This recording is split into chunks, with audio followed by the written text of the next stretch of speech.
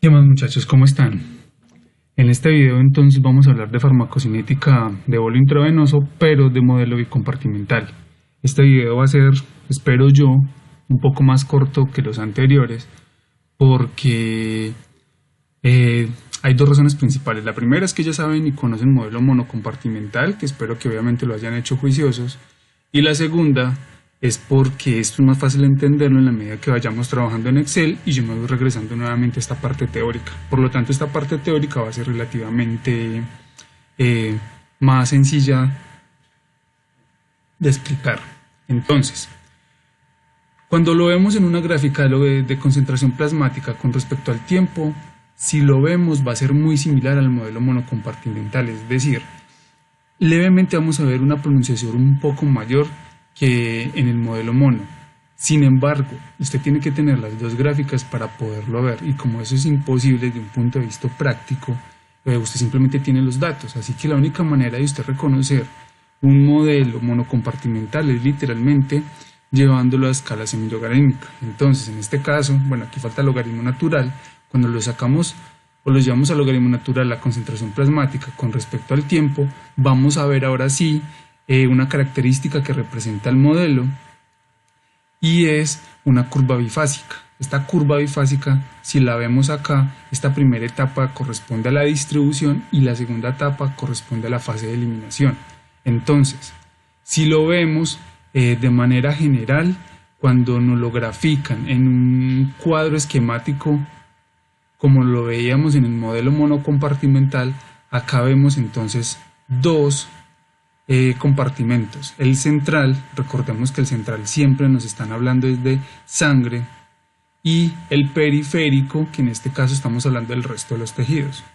No vamos a hablar acá de tricompartimental o multicompartimental, porque ese ya está hablando de tejidos profundos, y cuando habla de tejidos profundos es que adicional de los tejidos a los cuales llega la sangre de forma normal, hay otros profundos que se conocen como el hueso, que puede ser también tejido graso profundo, etcétera, etcétera, que el fármaco demora muchísimo más tiempo para regresar otra vez a sangre. Pero regresemos otra vez acá para que no nos confundamos. Entonces, tenemos el central, tenemos el periférico. Como conocíamos el central, pues hay un volumen, podemos agregar una cantidad del fármaco. Recordemos que en nuestro libro A se refiere a la cantidad del fármaco y por ende pues tenemos una concentración plasmática.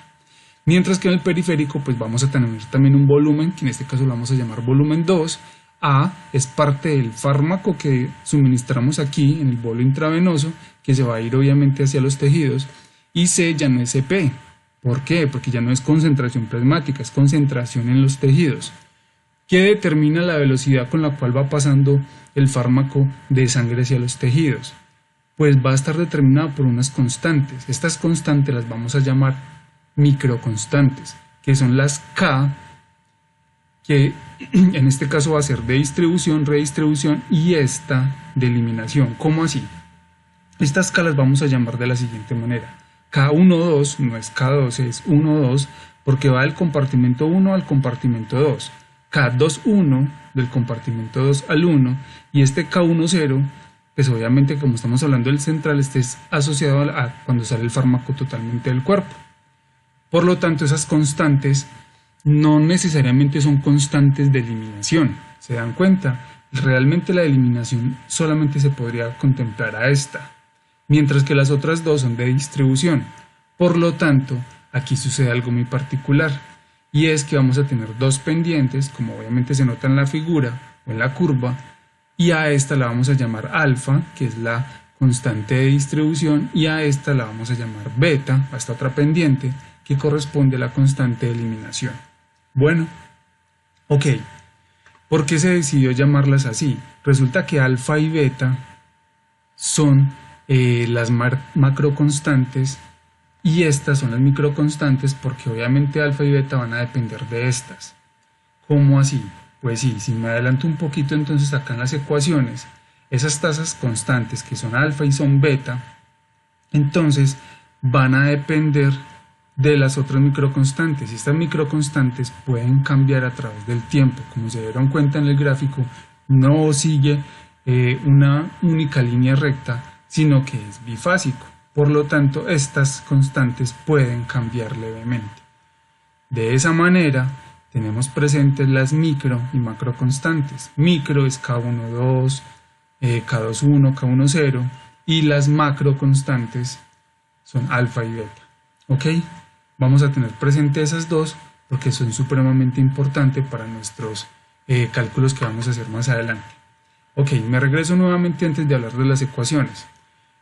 Como ya entonces entendemos el concepto, ¿por qué esta K10 solamente está acá en el compartimento central? Porque recordemos que acá se da la eliminación y esa eliminación tiene que cumplir dos parámetros. Uno, que el fármaco esté en su forma libre, eso ya lo habíamos aprendido antes. Y segundo, porque solamente el fármaco que está en su forma libre, no el que está en tejidos, libre, y que esté en sangre, es el único que se puede eliminar porque es el que va a pasar por los órganos principales de eliminación, que estamos hablando en este caso de riñones y por vía biliar a través del hígado. ¿Ok? Entonces esta constante solamente va a estar asociada al modelo monocompartimental. ¿Vale? Mejor dicho, veámoslo de forma esquemática, qué es lo que sucede una vez le administramos el fármaco. Tenemos esta figura de modelo bicompartimental. Ya sabemos que le damos un bolo intravenoso, una inyección intravenosa que se produce en un muy corto periodo de tiempo, y entonces vemos que acá en un tiempo cero, en una primera etapa, todo el fármaco estuvo llegando a sangre. Se va obviamente a distribuir por toda la circulación sanguínea, eso va a tomar un poquito de tiempo, pero desde el momento en que toque sangre se va a estar eliminando, pero a su vez se va a estar yendo de sangre hacia los tejidos. Recordemos que este periférico es a los tejidos. Recuerden verificar cuál es central y cuál es periférico. ¿Por qué? Porque muchas veces estos cajoncitos para demostrar o para graficar, en fin, o esquematizar un compartimento, pues los cambian de lugar. Mire que acá obviamente estaban en diferente lugar y aquí pues nos lo ponen en otro, pero simplemente tengan presente eso. Central siempre es sangre. El fármaco entonces se va a ir a sangre. Aquí vamos a ver un tiempo 0, luego un tiempo 1, un tiempo 2. Lo que va a suceder es que parte del fármaco entonces se va a empezar a ir hacia tejidos de forma bastante rápida, pero parte del fármaco también se va a eliminar. Aquí vemos un tiempo 2. Vemos que ya más fármaco que en el tiempo 1 está yéndose a los tejidos, pero a su vez va disminuyendo aquí de plasma a la vez que todavía continúa eliminándose. Pero va a llegar un momento, acá lo de aquí en la figura es un momento 3, que la cantidad o la concentración plasmática del compartimento central, sangre, se va a igualar a la del compartimento periférico, es decir, a la concentración del fármaco que hay en tejidos. ¿Qué es lo que sucede en este momento? ¿Se acuerdan del equilibrio químico? Perfecto. Pues aquí lo que va a suceder es que vamos a verlo desde un punto de vista gráfico, que el fármaco cayó bastante rápido hasta este punto de inflexión y ese fue el proceso de distribución. Todavía habrá unos puntos acá donde el fármaco todavía se continúa eliminando y finalmente ya es el proceso de eliminación. Ese proceso de eliminación, como estamos hablando en equilibrio químico, solamente ya va a estar dándose en el central, pero como en la medida que se va eliminando el fármaco va bajando la concentración del compartimento central, es decir, sangre, y nosotros sabemos que el fármaco solamente se elimina por ahí. ¿Qué es lo que sucede acá? Pues el fármaco que está en los tejidos va a tener que regresar a sangre, ¿ok? Para tratar de mantener este equilibrio, es decir, aquí ya en esta parte, en este lado de la figura, lo que nosotros vamos a ver es que casi que estos dos compartimentos van a caer a la misma velocidad. Por eso yo les decía que estas constantes van a modificarse a través del tiempo y por eso es que es tan complejo un modelo bicompartimental. La mala noticia, ¿cuál es? La mayoría de fármacos se comportan como este modelo.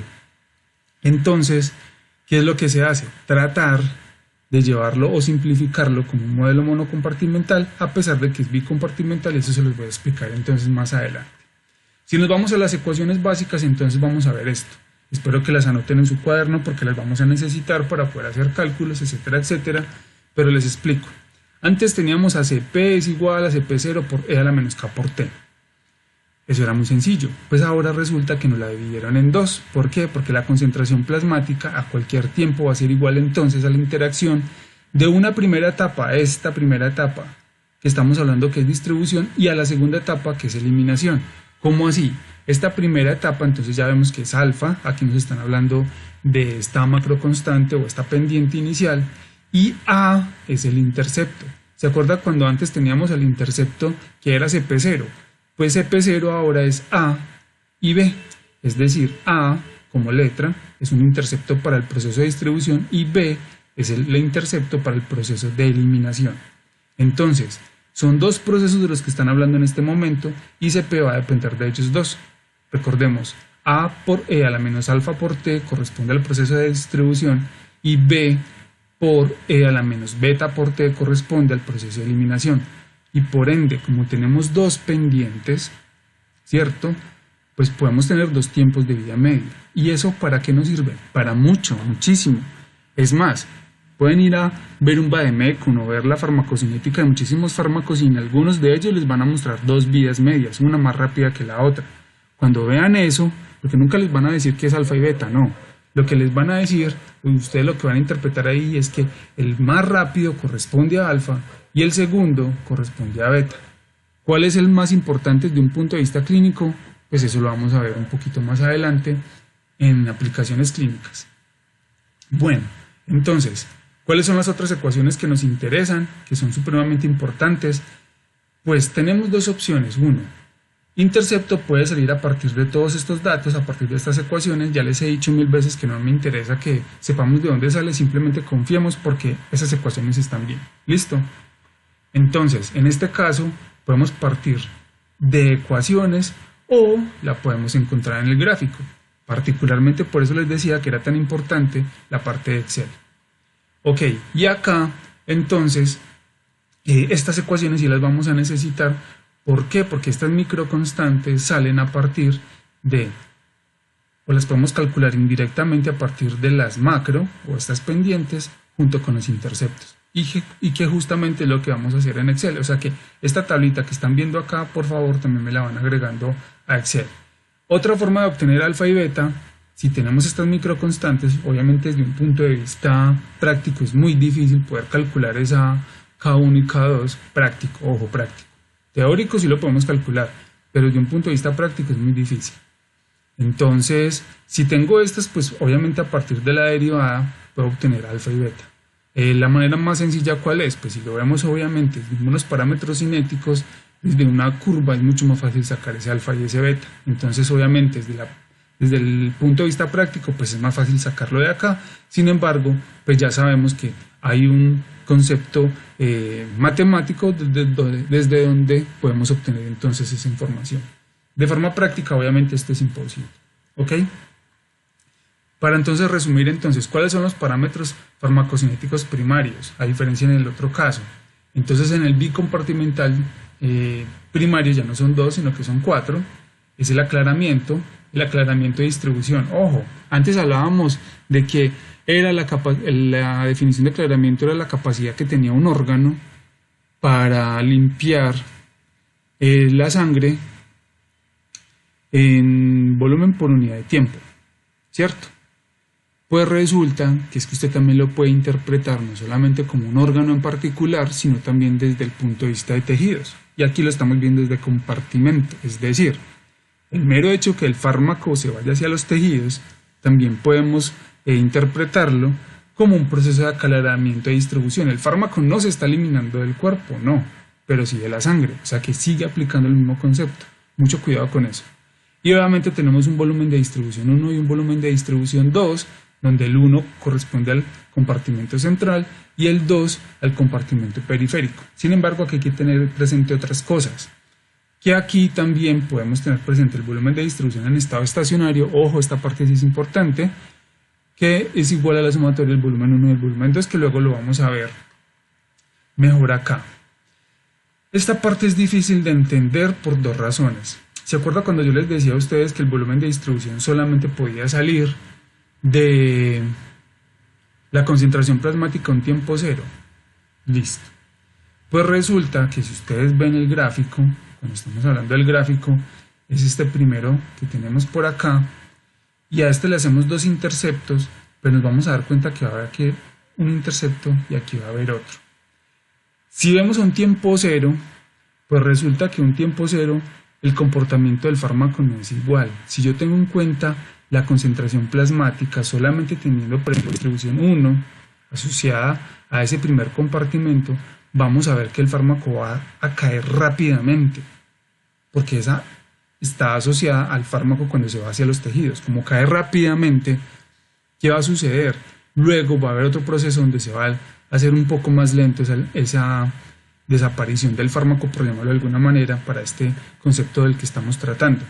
En este orden de ideas, quiere decir que si estuviéramos trabajando con ese volumen de distribución asociado al primer compartimento, estaríamos hablando de esto.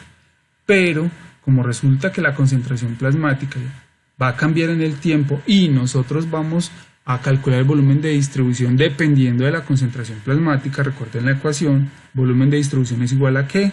A SFD, o sea, la dosis, multiplicada obviamente por los factor salino y el de biodisponibilidad sobre CP0. Esta CP0 ya sabemos que acá ya no aplica porque tenemos diferentes concentraciones plasmáticas. De hecho tenemos dos interceptos. Uno primero que nos va a dar este volumen de distribución porque es una concentración plasmática, por llamarlo de cierta forma, alta, pero cuando esa concentración plasmática caiga, cuando llegue a ese proceso de eliminación, por eso llamamos volumen de distribución beta, ese es un término que desde un punto de vista práctico y clínico es mucho más importante, nos está diciendo que estamos hablando de un proceso de eliminación, o sea que es mucho más factible ver esto como un proceso o una concentración plasmática que se puede mantener a través del tiempo a partir de este volumen de distribución. O sea, desde un punto de vista clínico tiene más relevancia el volumen de distribución beta. Muy posiblemente no lo van a entender algunos, me lo preguntan si no lo logran entender, pero el punto acá es muy simple. Yo parto de CP para poder calcular volumen de distribución. Si yo saco el intercepto, que era lo que nosotros hacíamos para calcular CP0, entonces si lo sacamos en este primer tiempo, que se me hizo gráfico acá, si lo hacemos en este primer tiempo, ¿qué va a pasar con este CP? Va a ser alto, o sea que vamos a asumir que ese volumen de distribución va a ser bajo. ¿Se acuerdan que son inversamente proporcionales? Ok, es precisamente lo que están viendo acá en el gráfico. Este volumen de distribución es bajo. ¿Qué pasa cuando yo lo calculo con el segundo intercepto asociado aquí al proceso de eliminación? Nos va a dar por acá, el CP va a ser más bajito.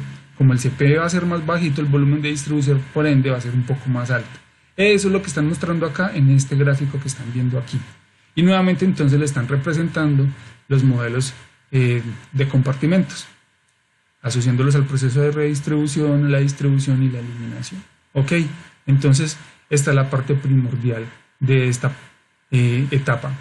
Estas son simplemente las constantes que nosotros vamos a calcular desde un punto de vista práctico. Aquí comparan lo que es el compartimento monocompartimental versus bicompartimental. Antes solamente calculábamos estos dos, la constante de eliminación y volumen de distribución, y luego los parámetros como tal, de aclaramiento y volumen de distribución, que ustedes ya vieron entonces la parte en Excel. Acá tenemos que calcular todo esto. Ya si se fijan, volumen 1, volumen 2, ya tenemos que calcular las constantes, etcétera, etcétera, y luego vamos a caer en volumen de distribución en estado estacionario. Dejémoslo por acá porque entonces para poder entender la parte de Excel nos vamos a ir directamente a nuestra tablita que tenemos acá y vamos a trabajar entonces desde allá. Porque si les explico todo esto que están viendo acá, nos morimos y lo vamos a hacer entonces paso a paso. Es decir, esta parte y todos esos cálculos los vamos a hacer entonces en Excel. Y nos vemos entonces en el siguiente video. Recuerden, necesitamos todas las formulitas que les dije ahorita y su archivo en Excel y el cuaderno. Chao.